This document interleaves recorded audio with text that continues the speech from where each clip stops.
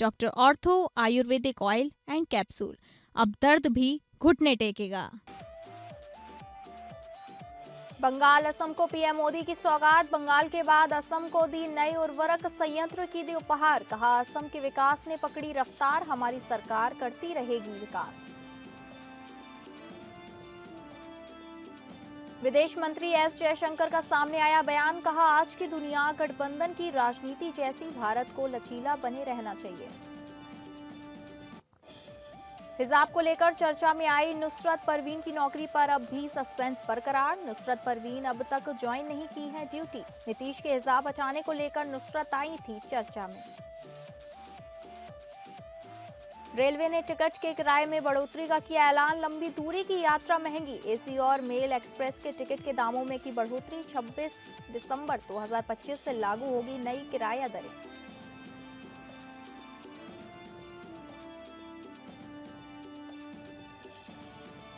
नमस्कार, आप सभी का बहुत बहुत स्वागत है और मैं हूं आपके साथ अंकिता सिंह। बुलेटिन की शुरुआत करते हैं। प्रधानमंत्री नरेंद्र मोदी ने रविवार को असम दौरे के दौरान राज्य को एक बड़ी विकास परियोजना की सौगात दी।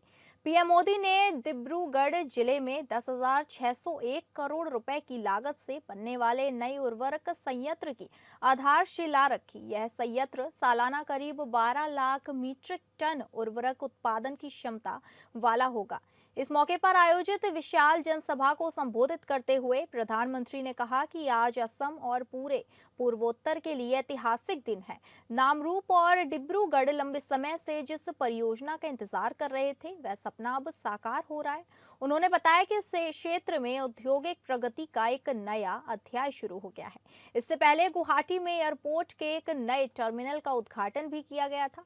प्रधानमंत्री ने कहा कि आज असम विकास की नई रफ्तार पकड़ चुका है और यह सिर्फ शुरुआत है।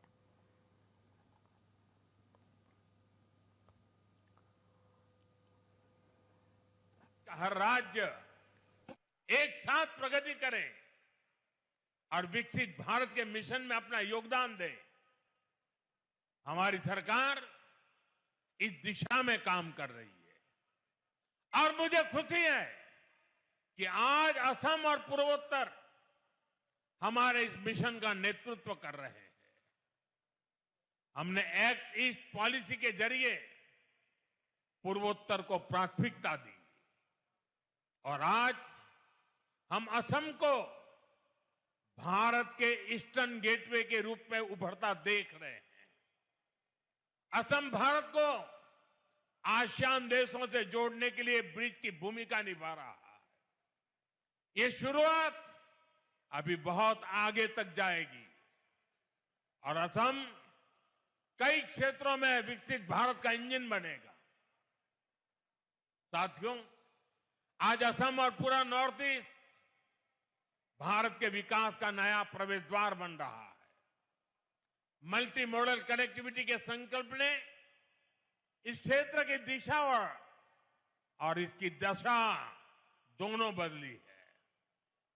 असम में नए पुल बनाने की रफ्तार, नए मोबाइल टावर लगाने की स्पीड, विकास के हर काम की गति सपनों को हकीकत में बदल रही है। ब्रह्मपुत्र पर बने पुलों ने असम की कनेक्टिविटी को नई मजबूती और नया आत्मविश्वास दिया है। आजादी के बाद के 6-7 दशक में यहां केवल 3 बड़े पुल बन पाए थे, लेकिन पिछले 1 दशक में 4 नए मेगा ब्रिज पूरे। विदेश मंत्री एस जयशंकर का बयान सामने आया है। उन्होंने कहा कि वैश्विक राजनीतिक परिदृश्य गठबंधन की राजनीति की तरह है, जहां निष्ठाएं लगातार बदलती रहती हैं। उन्होंने कहा कि भारत को ऐसे परिदृश्य में लचीला रुख अपनाते हुए अपने हितों पर ध्यान केंद्रित करना चाहिए। जयशंकर कूटनीति से विमर्श विषय पर बातचीत कर रहे थे।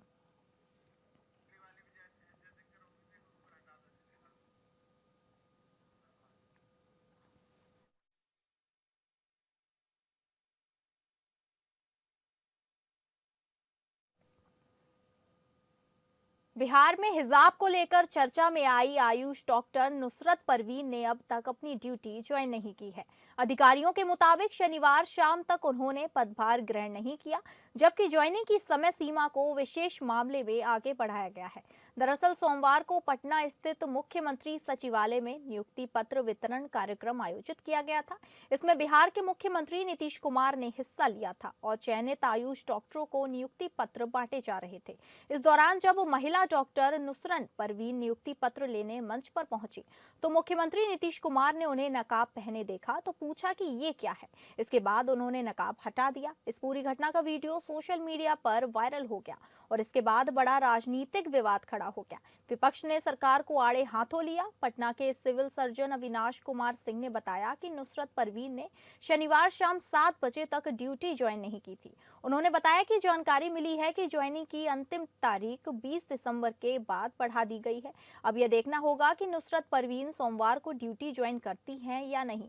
हालांकि सिविल सर्जन ने नई डेडलाइन स्पष्ट नहीं की।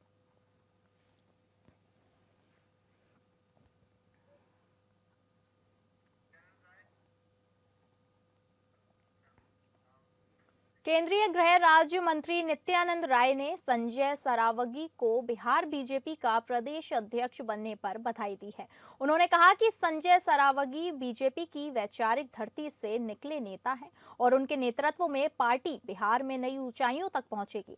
नित्यानंद राय ने कहा कि संजय सरावगी की पहचान एक साफ सुथरे और कर्मठ नेता के रूप में है। वो दरभंगा सदर से 6 बार विधायक रह चुके हैं। छात्र जीवन में वे अखिल भारतीय विद्यार्थी परिषद से जुड़े रहे हैं और वर्ष 1995 में भारतीय जनता पार्टी की सदस्यता ली थी। भारतीय जनता पार्टी के प्रदेश अध्यक्ष माननीय संजय सरावगी जी भारतीय जनता पार्टी के वैचारिक धरती के उपज हैं और इतने कर्मठ, परिश्रमी और ध्येय के पक्के हैं कि भारतीय जनता पार्टी बिहार प्रदेश पहले से भी संगठन जहां सुदृढ़ रहा है, लेकिन इनके नेतृत्व में, इनके मार्गदर्शन में बिहार के लाखों लाख कार्यकर्ता भारतीय जनता पार्टी को और सुदृढ़ और सबल बनाने में दिन रात लगेगा। नई ऊंचाइयों को बिहार में भारतीय जनता पार्टी प्राप्त करेगी और हमारे माननीय प्रदेश अध्यक्ष जी के जमुई में जेडीयू पार्टी का सदस्यता महाअभियान शुभारंभ किया गया। इस कार्यक्रम में मुख्य रूप से पार्टी को और बूथ लेवल तक वार्ड संगठन को और पार्टी मजबूत बनाने की जरूरत है। इस कार्यक्रम में शिरकत करने वाले जेडीयू के विभिन्न पदों पर एवं मुख्य अतिथि जिलाध्यक्ष, अध्यक्ष शैलेंद्र समेत पार्टी के तमाम कार्यकर्ता मौजूद रहे।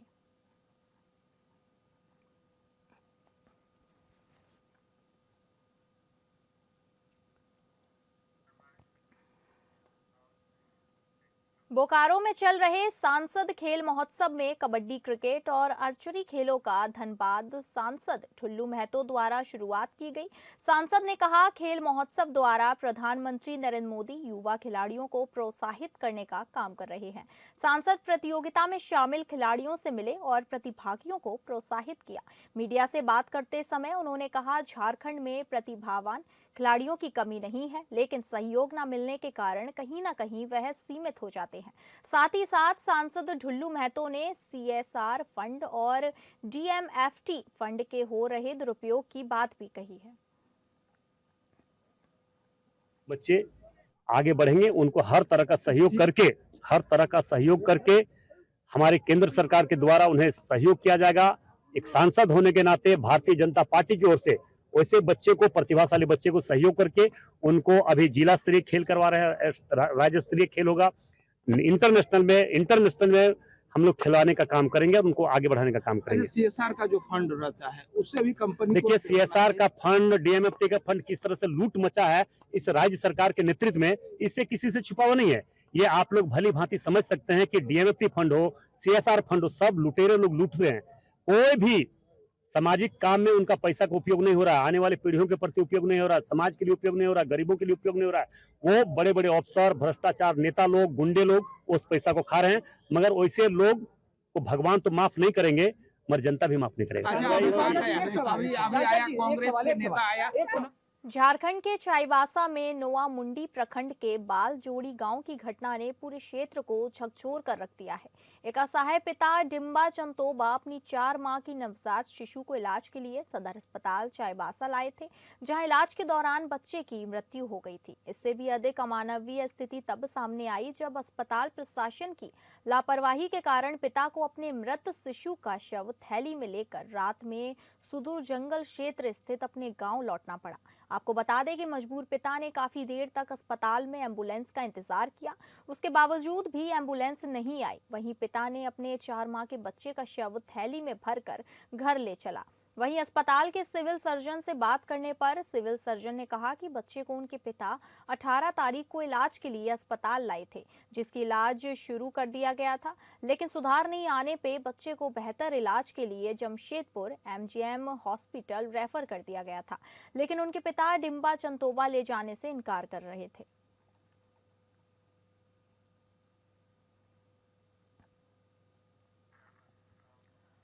अगर आप रेल से सफर करते हैं तो फिर ये खबर आपको झटका देने वाली है। दरअसल भारतीय रेल ने मेल एक्सप्रेस के टिकट के दाम बढ़ाने का ऐलान किया है।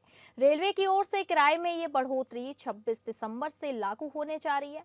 खासतौर पर ट्रेन के जरिए लंबी दूरी का सफर तय करने वाले यात्रियों को अब सफर के लिए ज्यादा पैसा खर्च करना होगा। रेलवे ने 26 दिसंबर 2025 से लागू होने वाले नए किराए के structure railway ticket fair structure की घोषणा कर दी है।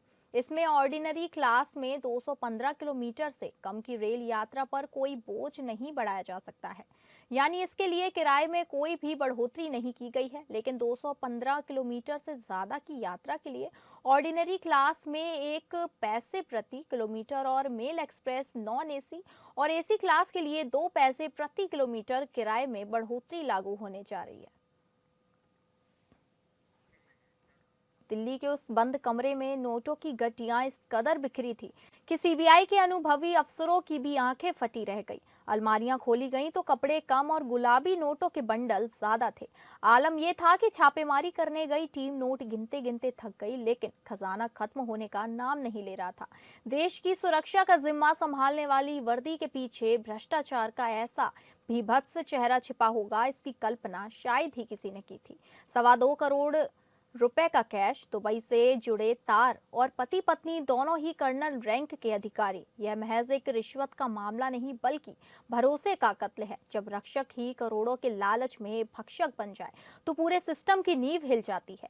सीबीआई के इस कार्रवाई ने रक्षा गलियारों में हलचल तेज कर दी है। जब सीबीआई की टीम दिल्ली स्थित दीपक शर्मा के आवास पर पहुंची तो वहां का नजारा किसी फिल्मी सीन जैसा था। घर के कोनों से कुल 2.23 करोड़ रुपए की नकदी बरामद हुई। नोटों की गिनती के लिए लाई गई मशीनें भी गर्म हो गई और अधिकारियों को घंटे तक पसीने बहाने पड़े।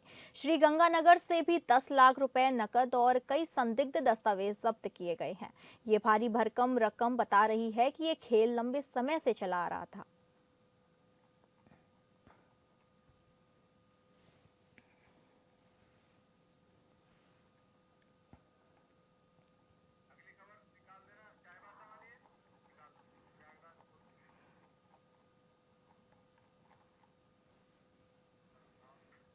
इलाहाबाद हाईकोर्ट ने ऐसे वकीलों के मामले में जानकारी मांगी है जो सक्रिय वकालत नहीं करते, अन्य कार्य करते हैं और जो गिरोहबंद कानून के तहत अभियुक्त हैं।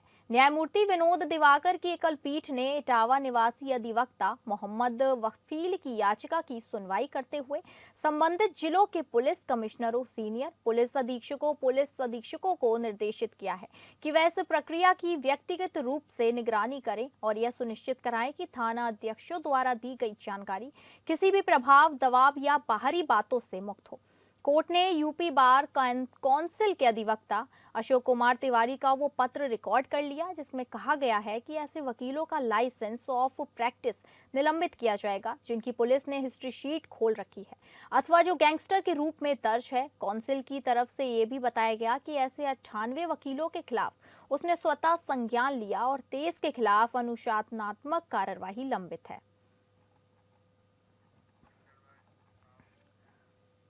राजधानी में स्थानीय कारकों के कारण अधिक प्रदूषण बढ़ रहा है। हवा की गति धीमी होने के कारण लगातार 5वें दिन भी हवा बेहद खराब श्रेणी में बरकरार है।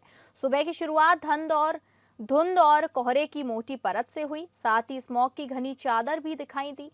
इस कारण कई इलाकों में दृश्यता भी बेहद कम रही। इससे लोगों को आंखों में जलन और सांस के मरीजों को परेशानी हुई। दृश्यता बेहद कम होने से सड़कों और हवाई यातायात पर असर भी पड़ा। वहीं दिल्ली एयरपोर्ट ने यात्रियों के लिए एडवाइजरी जारी भी की। Air quality early warning system for Delhi के अनुसार सुबह राजधानी का औसत AQI 376 दर्ज किया गया है। ये हवा की बेहद खराब श्रेणी है। कई इलाकों में AQI 400 पार दर्ज भी किया गया।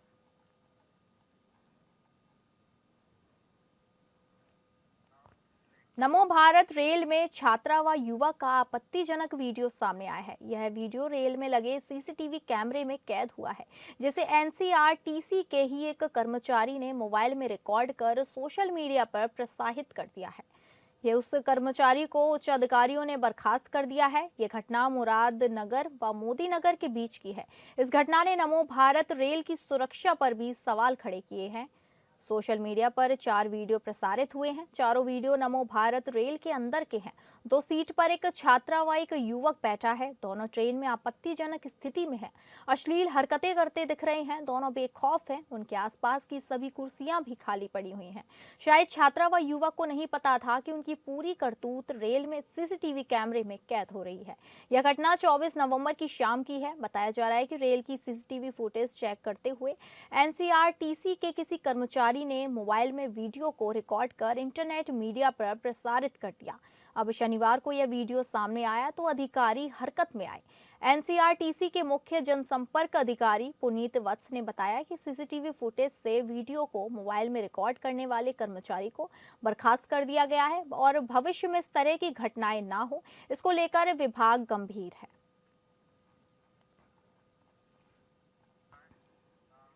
ICC mains T20 world cup 2026 के लिए भारतीय टीम का ऐलान हो गया है।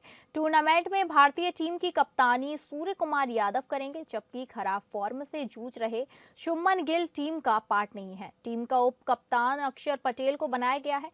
15 सदस्यीय टीम में विकेट कीपर बल्लेबाज ईशान किशन और middle order batter Rinku Singh भी शामिल है। ईशान लगभग 2 साल बाद भारतीय टीम में लौटे हैं। ईशान को अच्छे प्रदर्शन का इनाम भी मिला है। मुंबई स्थित भारतीय क्रिकेट नियंत्रण बोर्ड के हेडक्वार्टर्स में चयनकर्ताओं की मीटिंग हुई, जिसके बाद प्रेस कॉन्फ्रेंस में BCCI सचिव देवजीत सैकिया ने टीम का ऐलान किया। प्रेस कॉन्फ्रेंस में अजीत अगरकर और कप्तान सूर्य कुमार यादव भी मौजूद रहे। शुभमन गिल को बाहर करना हैरत भरा है, क्योंकि वो साउथ अफ्रीका सीरीज तक टीम के उप कप्तान थे। शुभमन को खराब फॉर्म का खामियाजा भुगतना पड़ा। अब संजू सैमसन और अभिषेक शर्मा ओपनिंग की जिम्मेदारी निभाएंगे। जितेश शर्मा भी 15 सदस्य टीम का पार्ट नहीं है। यही स्क्वाड न्यूजीलैंड के खिलाफ जनवरी में होने वाली 5 मैचों की T20 सीरीज में भी हिस्सा लेगी। भारतीय टीम से बाहर चल रहे तेज गेंदबाज मोहम्मद शमी को आगामी विजय हजारे ट्रॉफी के लिए बंगाल की टीम में शामिल किया गया है। शमी लंबे समय से भारतीय टीम से बाहर चल रहे हैं, लेकिन उन्होंने चोट से उबरने के बाद बंगाल की तरफ से घरेलू क्रिकेट में शानदार वापसी की। उन्होंने घरेलू क्रिकेट में वर्तमान सत्र में अभी तक सभी प्रारूप में 36 विकेट लिए हैं। भारतीय घरेलू सत्र की शुरुआत रणजी ट्रॉफी से हुई, जिसमें शमी ने 4 मैच में 18.60 के औसत से 20 विकेट लिए। उन्होंने Syed Mushtaq Ali trophy T20 tournament में भी अपना शानदार प्रदर्शन जारी रखा और 7 मैचों में 14.93 की औसत से 16 विकेट हासिल किए। अब वह विजय हजारे में आकाशदीप और मुकेश कुमार के साथ बंगाल के तेज गेंदबाजी आक्रमण की अगुवाई करेंगे। इस टीम में शीर्ष क्रम के बल्लेबाज अभिमन्यु ईश्वरन को कप्तान बनाया गया है। बंगाल को एलीट ग्रुप बी में रखा गया है और वह 24 दिसंबर को राजकोट में विदर्भ के विरुद्ध अपने अभियान की शुरुआत करेगा। वहीं इस ग्रुप की अन्य टीमें असम, बड़ौदा, जम्मू कश्मीर, हैदराबाद, चंडीगढ़ और उत्तर प्रदेश में हैं। अमेरिका में जेफरी एप्स्टीन से जुड़ा विवाद एक बार फिर चर्चा में आ गया है। अमेरिकी न्याय विभाग यानी डीओजी की आधिकारिक सार्वजनिक वेबसाइट से एप्स्टीन केस से जुड़े कई महत्वपूर्ण दस्तावेज अचानक हटा दिए गए। यह घटना महज एक तकनीकी गलती है या किसी बड़े सच को छुपाने की कोशिश, इस पर अब सवाल उठने लगे हैं। बताया जा रहा है कि ये फाइलें एक दिन पहले ही वेबसाइट पर डाली गई थी, लेकिन अगले ही दिन वे पूरी तरह गायब हो गईं। सबसे ज्यादा ध्यान इस बात ने खींचा कि हटाए गए रिकॉर्ड्स में एक ऐसी तस्वीर भी थी जिसमें अमेरिका के राष्ट्रपति डोनाल्ड ट्रंप भी नजर आ रहे थे। जो दस्तावेज सार्वजनिक पोर्टल से हटे हैं उनमें कई ऐसी तस्वीर और फाइलें थी जो एप्स्टीन की निजी संपत्ति से जुड़ी भी बताई जा रही हैं। इनमें उनके घर के मौजूद कलाकृतियों, फर्नीचर और निजी ट्रॉलर से जुड़ी तस्वीरें शामिल हैं। कुछ तस्वीरों में लेकर दावा किया गया है कि वे आपत्तिजनक प्रकृति की थी। इन फाइलों में एक फोटो ऐसी भी थी जिसमें जेफरी एप्स्टीन के साथ डोनाल्ड ट्रंप, उनकी पत्नी मेलेनिया ट्रंप और गिगलस्लेन मैक्सवेल नजर आ रहे हैं। यह तस्वीर इस पूरे मामले को और ज्यादा संवेदनशील बना रही है।